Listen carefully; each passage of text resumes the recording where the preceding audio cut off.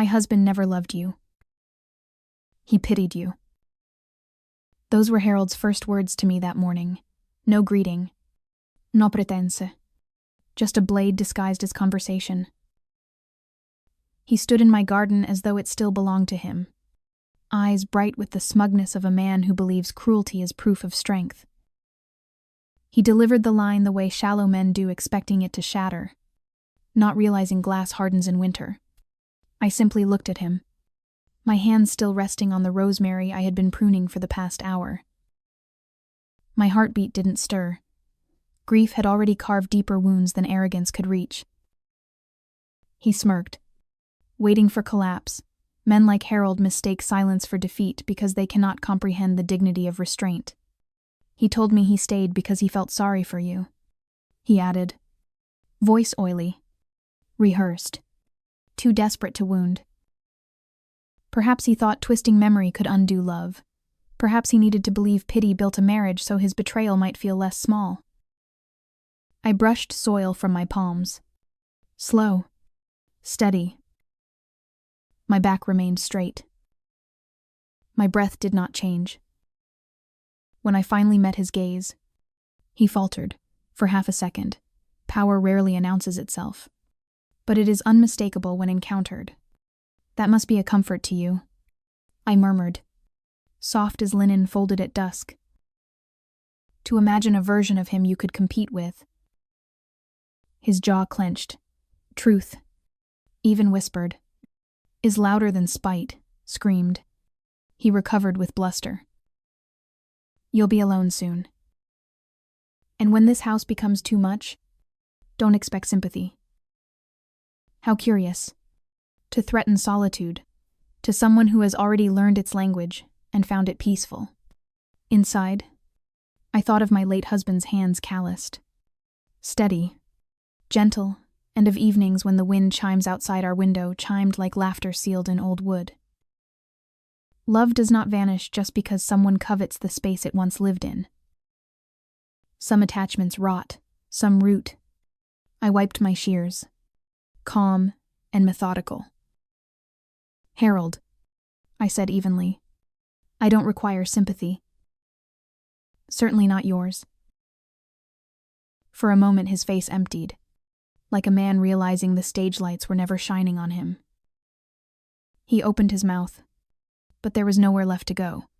Vitriol only works when the recipient bleeds on schedule. I did not. And nothing unsettles a bully more than an audience that refuses the script. He left with stiff shoulders, the dignity he tried to take from me trailing behind him instead. I turned back to my garden, breathing in the lavender. He always hated the scent he once mocked as old lady perfume. Unaware that wisdom often wears things youth is too insecure to understand. As I trimmed another stem, I thought not of him, but of quiet mornings shared with someone who earned the right to be remembered. Let Harold chase noise. I have grown accustomed to peace. And peace, unlike attention, does not beg. He imagined he had planted doubt. All he had planted was proof he never knew who he was dealing with. When small men feel embarrassed, they do not reflect. They do not soften. They grind their resentment like grain under a stone, convinced that bitterness will rise into strength. Harold did not speak to me for 2 days after the meeting, but silence was never absence. It was preparation. You can sense certain tempers the way you sense a storm forming far at sea. The wind changes. The birds quiet. Even the air carries tension. I watched him from my window that week. He paced his porch as though patrolling a border only he could see. Shoulders tight. Jaw clenched. He moved with the restless pride of someone who cannot believe he was bested by a 70-year-old widow holding a paper notebook. There is a particular anger reserved for men who underestimate a woman and lose. His footsteps echoed that anger. On the third evening, metal clattered outside, sharp and unnatural. A sound designed to disturb, not accidental. I did not rise from my chair. I sat beside my lamp, sewing the corner of a blue quilt. The fabric slipped through my fingers like memory. The kettle whistled softly in the kitchen. I poured chamomile tea into my favorite cup, the one with a tiny chip near the rim from when my husband dropped it the week before he died. I held it with both hands and felt the warmth seep into my palms. Panic is a choice, and I did not choose it. Men like Harold breathe chaos, hoping others will inhale it and choke. But I have lived long enough to know that storms announce themselves through noise. Wisdom arrives quietly, steady as a tide. Earlier that afternoon, I had been with Mrs. Green, helping her plant pansies in cold soil behind her porch. She lost her son last winter, a grief deeper than any frost. We knelt in silence, planting life where sorrow had rooted. We did not talk about pain. We simply shared it. There is power in doing kind things without needing to tell the world. Meanwhile, Harold spent his afternoon curating lies, stitching together recordings of clanging metal to pretend I was a disturbance. While we nurtured flowers, he nurtured spite. It is always revealing who tends to things that grow and who tends to things that rot. By dawn, the neighborhood message thread was buzzing with his theatrics. Words dripping with false concern. There may be unsafe behavior next door. I heard banging. Someone needs to step in before something happens. It read like a man rehearsing righteousness but choking on ego. He framed himself as a watchdog protecting the neighborhood, when in truth, he was a wolf circling one quiet porch. Frustrated that it did not bow, I stayed silent. I replied to no one. People show who they are when you give them room. I opened my phone instead, not to defend myself, but to scroll through my morning garden photos. Dew on railings. Sunlight touching my potted rosemary. The same time stamp each day. Calm. Clean. Ordinary. Evidence born not from paranoia, but habit. Peace, it turns out, is a record too. Outside, Harold's footsteps stomped again, back and forth, as if the concrete might surrender to his will. But I have survived storms fiercer than him. I have watched real rage in hospital rooms, in funerals, in the quiet moments after life shatters. His anger felt small, like a child kicking sand and believing the ocean cares. Let him rattle metal and stir gossip. Let him fill the air with noise. I have learned that truth does not rush. It arrives exactly when it intends to, like a sunrise you cannot stop or speed up. And Harold, for all his huffing and indignation, I had no idea that while he performed his little theater, I already held every thread he thought he was pulling. He mistook age for weakness. He mistook kindness for ignorance. But I was raised by a different world. A world where patience is a blade kept sharp under velvet. He was not a storm. He was wind against granite. And wind can howl. But granite remains. There is a particular arrogance in men who believe authority is something they can summon with a phone call. In Harold's mind, fear moves in straight lines. Raise your voice. Mention safety. And elderly neighbors crumble like brittle leaves. That is how men like him understand power through alarm. Not logic. The police cruiser rolled to the curb one morning, tires crunching lightly over frost. The officer stepped out, hands relaxed, expression polite.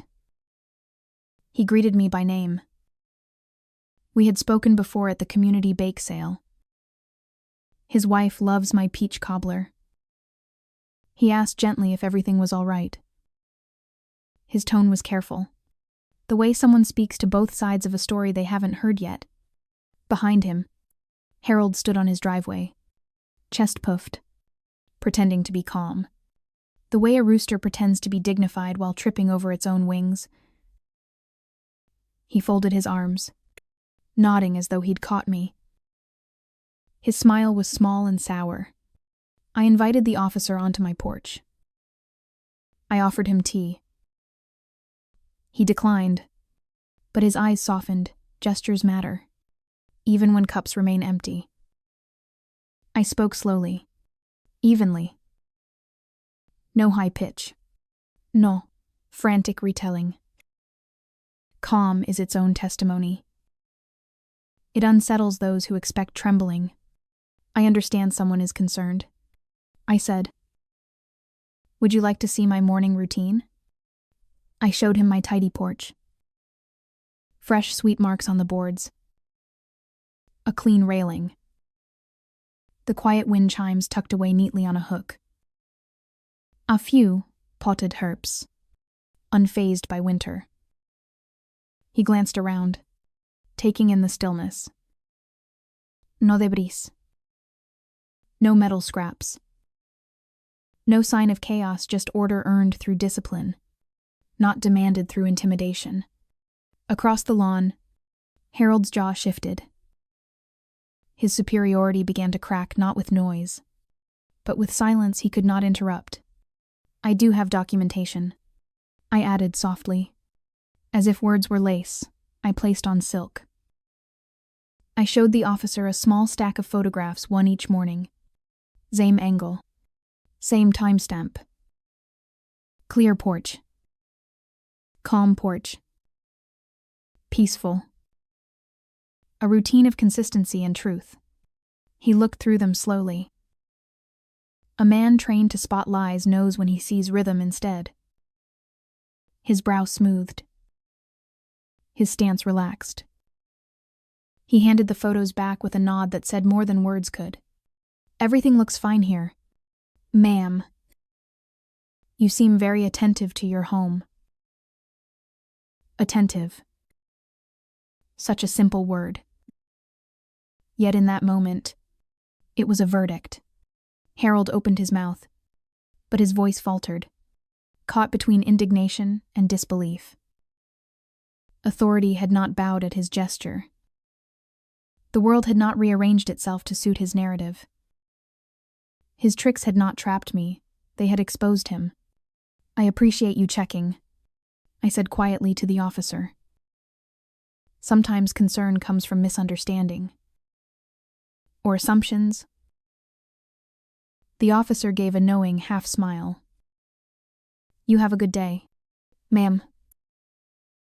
He left. The cruiser rolled away. Calm returned like a tide, reclaiming the sand. Harold remained frozen in his driveway, clutching papers that suddenly looked childish. A man holding proof of nothing but his own insecurity. I did not look at him. I did not gloat. Cruelty shouted from the rooftops is cheap. What breaks pride is not triumph, it is indifference. I simply brushed a leaf off my porch rail, the way one dismisses a speck of dust that overstayed its presence. He waited for me to gloat, to speak, to validate his importance in my story. I offered him nothing. Silence is a mirror. He looked into it and saw himself petty, loud, and losing. I closed my door gently, the way you close the last chapter of a book you have outgrown. And that was when his anger changed shape. It was no longer indignation. It was desperation. Men like Harold do not fear being wrong. They fear being irrelevant. And desperation, when mixed with wounded ego, does not retreat. It looks for a darker corner to crawl into. I boiled water for tea, and as the steam rose, I felt the shift in the air outside a tightening, like a rope being drawn slowly through clenched fists. He was planning something louder. People who cannot win with truth always turn up the noise. The wind in Maine behaves like truth. It arrives whether anyone approves or not. That week, the gusts rolled in from the harbor, sharp and salty, the kind that makes porch flags flap like stubborn hearts refusing surrender. I lit a candle inside, not for warmth, but for memory. My husband used to say wind tests the things worth keeping. Chairs, roof shingles, character. Harold, of course, thought wind was something he could weaponize. He returned to his campaign with theatrical timing, as if he believed the universe waited for his cue. He stood at the edge of my yard, phone in hand, narrating to an invisible audience about persistent noise, as though drama becomes truth when spoken aloud often enough. Some people think repetition is evidence. But if a crow caws 10 times, it is still a crow. That night, the wind chimes did not ring. Because they were not hanging. I had taken them down, as I always do before a storm. Not out of fear, out of respect. For peace. For neighbors. For the quiet dignity of a night earned. He did not notice. Of course. Observation requires humility, and humility had long since packed its bags and left Harold's personality to fend for itself. Instead, just after midnight, metal clanged again, his staged noise, desperate and overeager, like a magician who keeps pulling scarves because no rabbit ever appears. I remained inside, sipping mint tea. Let him exhaust his theater. Attention is oxygen to people like him, and denying it is the most elegant starvation. Morning came crisp and pale. I opened my notebook wind direction. Strength. Time recorded like a prayer in ink. Habit. Not paranoia. A steady life leaves steady footprints. When the HOA meeting gathered in the cul-de-sac, he strode forward holding a tablet as if it were a holy text. He played his noise footage. Metal clanks, dramatic sighs, the whole production. A performance belongs on a stage, not a neighborhood. Proof, it declared. The group murmured. Some frowned. Some shifted uncomfortably not at the noise, but at the childish pride radiating off him like an overwound watch ready to snap. I waited. Patience is not passive, it is power in reserve. Then I spoke, soft and clear, as though reading a bedtime story to someone who never learned to sleep peacefully. I see, I said. How earnest. You must have stayed up late for this. A couple neighbors hid smiles behind their hands. Harold's eye twitched. I placed my notebook gently on the folding table, the way one sets down fragile truth. Beside it, I laid a photo my porch hook, bare, time-stamped. Calm air. Knockheims. Knockhouse. If you listen closely, I said, you can almost hear the wind doing nothing at all. Laughter rippled not loud, but sharp. The kind that cuts without raising its voice. The kind that says we know. His tablet drooped slightly. Another photo. Another timestamp.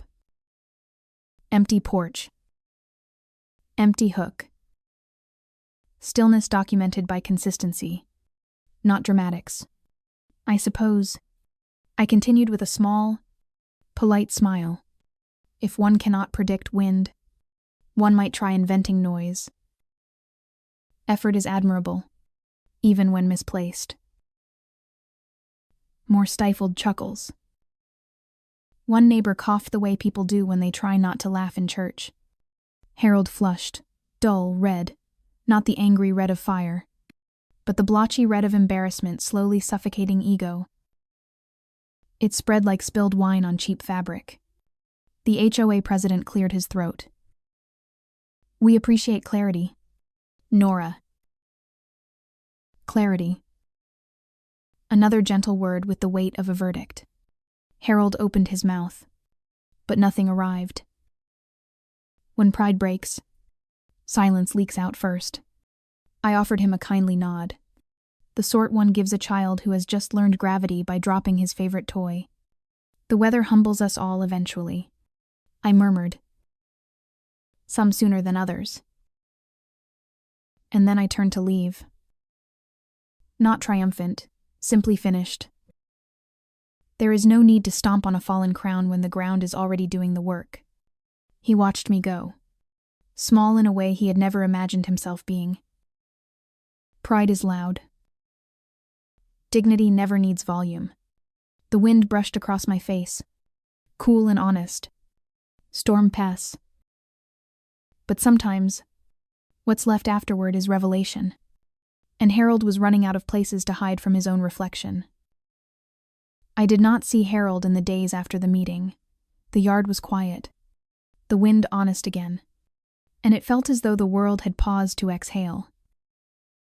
I trimmed my lavender in the mornings, humming the tune my husband once whistled while fixing the porch steps, feeling the steady comfort of simple ritual. Peace does not shout, it settles. The HOA letter arrived folded neatly under my door, complaint dismissed. Warning issued. Future false reports fined. A small, quiet decision, and yet it landed heavier than any dramatic confrontation. Justice, I've learned, rarely needs volume. A few days later, Harold stood at my gate, face drawn, pride wrung out of him like rain from a tired cloud. I may have acted hastily, he muttered. The apology trembled. Incomplete. Like a bridge, only half built. I watched him, not with anger, but with a stillness earned through patience. You worked very hard to be right, I replied, gently. I hope the effort taught you something. He blinked, unsure whether I praised him or buried him. That is the beauty of clarity. It does not raise its voice to be understood.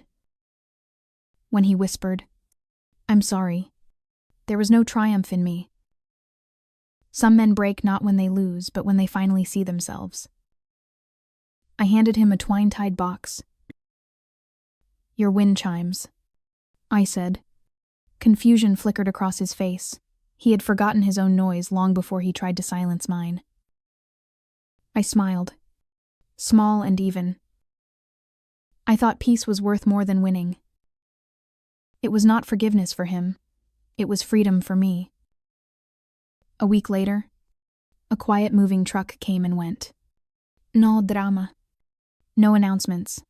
Just a man packing the weight of his own undoing. He left a rosemary pot on my porch with a note for peace. Not proof. I watered it because goodness, when chosen, is power, not sacrifice. Some victories are not loud. Some justice is simply the absence of someone who once believed they belonged in your life. The wind that night was gentle, brushing the porch in soft rhythms like a sigh of relief.